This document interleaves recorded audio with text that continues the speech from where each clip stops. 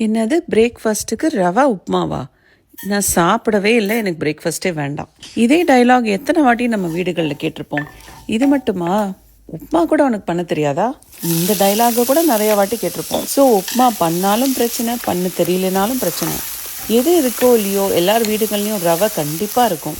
ஒரு பேனில் கொஞ்சோண்டு ஆயில் விட்டுண்டு கடுகு, உளுத்தம்பருப்பு, ஜீரகம் தாளித்து கொட்டி பொரிஞ்சு வந்ததும் ஆனியன், கொஞ்சம் சில்லிஸு, அதுக்கப்புறம் கருவேப்பிலை இது எல்லாத்தையும் போட்டு நல்லா சாட்டே பண்ணிக்கலாம். இது கூட கொஞ்சம் உப்பு, பெருங்காயம் போட்டு நல்லா வதங்கினதுக்கப்புறம் 1 கப் ரவைக்கு நான் 2.5 கப்பு தண்ணி எடுத்திருக்கேன்.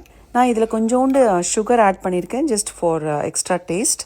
இப்போ நல்லா தண்ணி கொதித்து வந்ததும் இந்த 1 கப் ரவையை நல்லா மழைச்சாரல் மாதிரி தூவ விட்டு இன்னொரு கையில் அதே சமயத்தில் நல்லா கலரி விடுங்க. ஸோ தட் லம்ஸ் ஃபார்ம் ஆகாமல் இருக்கும்.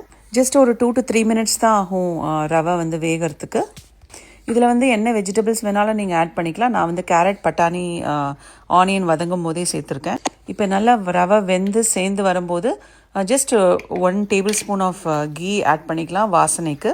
இப்போ நல்லா கலரி விட்டு இறக்கிறதுக்கு முன்னாடி ஜஸ்ட் ஒரு half lemon or lime juice add பண்ணி அதையும் நல்லா மிக்ஸ் பண்ணிக்கலாம்.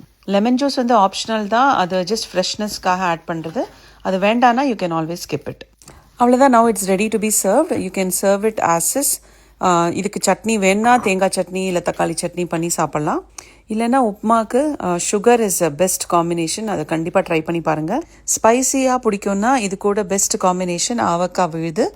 என்னதான் நம்ம உப்புமாவை இலக்காரமாக நினச்சாலும் சமயத்துக்கு அதுதான் கை கொடுக்கும். இந்த காம்பினேஷனை நீங்களும் ட்ரை பண்ணி பாருங்கள். எப்படி இருந்ததுன்னு கமெண்ட்டில் சொல்லுங்கள். Follow or subscribe for more easy recipes.